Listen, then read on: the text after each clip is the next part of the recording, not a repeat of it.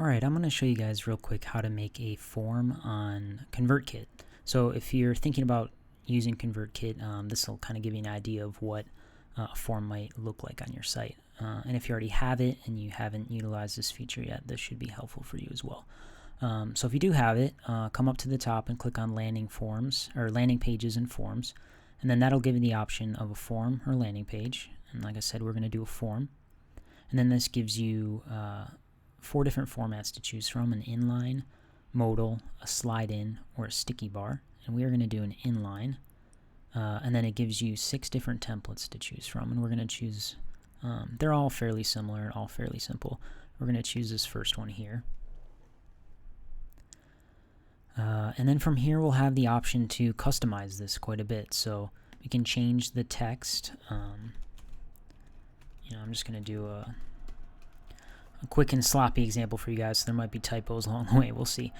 So you have first name, email address. If you wanted to add another part here, like you could do last name as well, you can move that around. Just click and change the text fairly easily. And then we can change the image over here as well. So we'll replace this image. You would have to upload images. I already uploaded our logo here. You can also change the background color. If we want to do like kind of a yellow to match our logo a little bit. So it looks kind of good. And then the border radius, this is going to change the border on that button if you wanted to. Maybe not. I'm not sure what that's doing. Oh no, it's changing the border radius on the whole feature. So see, it might have made it a little bit more rounded, and you can watch that happening. So that's good. And then if you come up here, you can choose a custom domain and then a page URL. And then this is the success message that is going to go to your new subscriber after they click the button. So they'll click this, and then this is the message that will show up. Or you could redirect them to an external page. Up here is the email that's going to be sent to them immediately after they subscribe. So this is the email content, so this is what it will say. Obviously, you can customize this as well and choose your from email address here if you have multiple email addresses. And then a button for them to confirm their subscription, just to keep out any spam email addresses. Great, so within that email that gets sent to them, if you want to direct them to a URL, you can do that, a different website.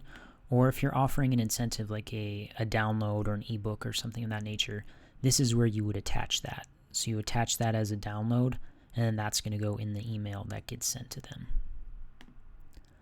And then from here, this is for returning customers or returning visitors to your website.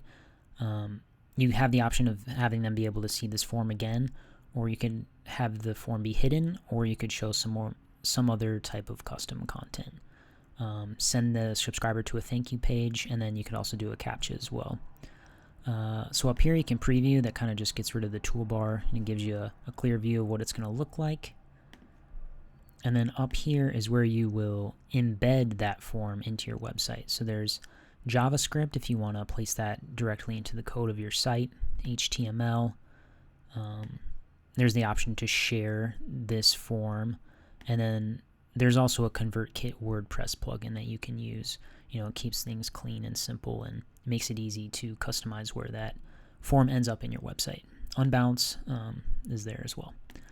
So that's kind of just a quick introduction on how to make a quick, easy form to start gathering email addresses through your site. So hopefully this has been helpful for you guys. If you wanted to sign up for the free ConvertKit plan, there's a link in the description. And I also made a video kind of talking and walking through how to set up that free ConvertKit plan. So if you want to look for that in my YouTube videos as well, it's in a playlist there somewhere. So great. Hopefully this has been helpful, and good luck to you out there.